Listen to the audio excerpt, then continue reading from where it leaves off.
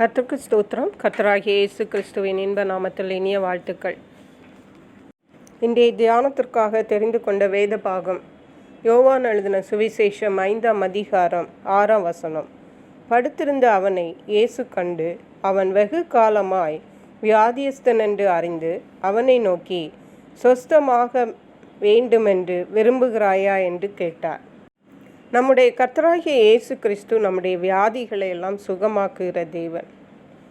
இயேசு கிறிஸ்து மனித ரூபமாக இந்த உலகத்தில் இருந்த நாட்களில் ஒரு நாள் அவர் பெதஸ்தா என்ற அந்த குளத்திலே, எருசலேமிலே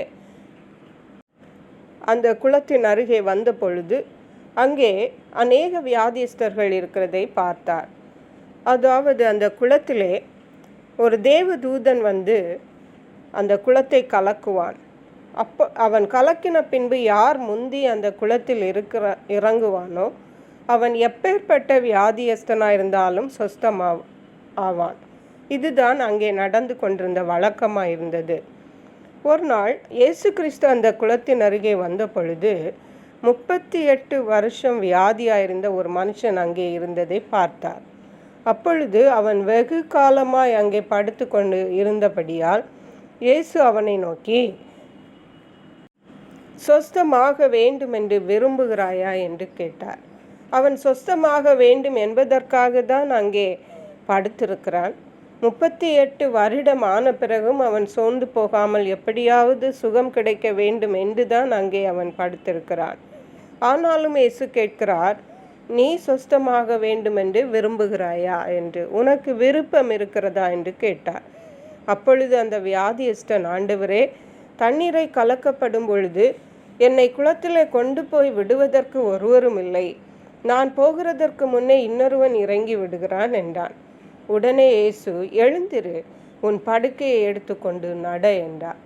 அவ்வளவுதான். அந்த கர்த்தருடைய வார்த்தை அவனை சுகமாக்கிட்டு என்று பார்க்கிறோம். அவன் உடனே சொஸ்தமாகி தன் படுக்கையை எடுத்துக்கொண்டு நடந்தான்.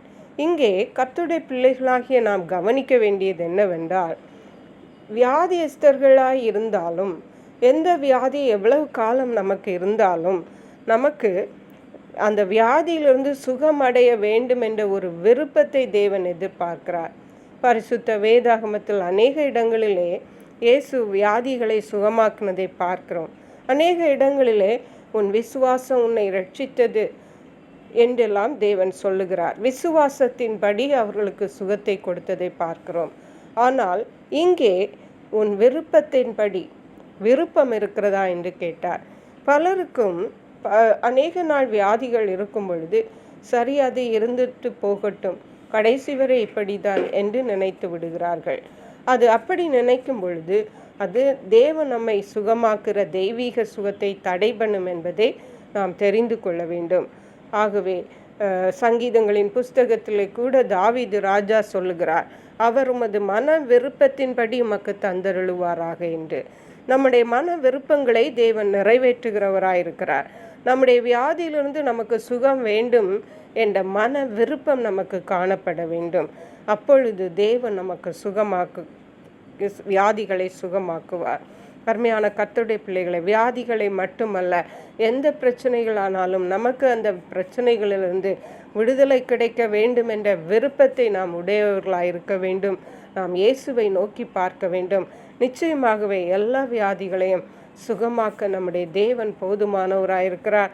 அவர் நம்முடைய வியாதிகளை நீக்கி நம்முடைய பிரச்சனைகளிலிருந்து நம்மை விடுதலை பண்ணி அவருக்கு சாட்சிகளாக மகிமையாக வைப்பார். கர்த்தர் இந்த வார்த்தைகளை ஆசீர்வதிப்பாராக. ஜெபிப்போம். எங்களை கிருபையாய் நேசித்து பாதுகாத்து வழி நடத்துகிற எங்கள் அன்பின் தகப்பனே, ஆசீர்வதிக்கப்பட்ட இந்த நல்ல நாளுக்காக நன்றி. இந்த நாளிலும் நீர் எங்கள் வியாதிகளை சுகமாக்குறவர் என்றும் எங்கள் மன விருப்பத்தின்படி எங்களுக்கு தந்தருகிறவர் என்றும் திட்டமும் தெளிவுமாக எங்களோடு பேசியிருக்கீங்கப்பா. எப்பேற்பட்ட வியாதியானாலும் எங்களை சுகமாக்க உம்மாலே ஆகும் அப்பா. தேவன் தாமே எங்களுடைய ஆண்டவரே, நாங்கள் சுகமாக வேண்டும் என்ற மன விருப்பத்தை எங்களுக்கு தந்து எல்லா வியாதிகளிலிருந்தும் ஒவ்வொருவரையும் கர்த்தர் விடுவிக்க வேண்டுமாறு இயேசு கிறிஸ்துவின் நாமத்தினாலே கேட்கிறோம். மீட்பர் இரட்சகருமாகிய இயேசு கிறிஸ்துவின் இன்ப நாமத்தில் ஜெபிக்கிறோம் எங்கள் அன்புள்ள பரமபிதாவே. ஆமென். God bless you.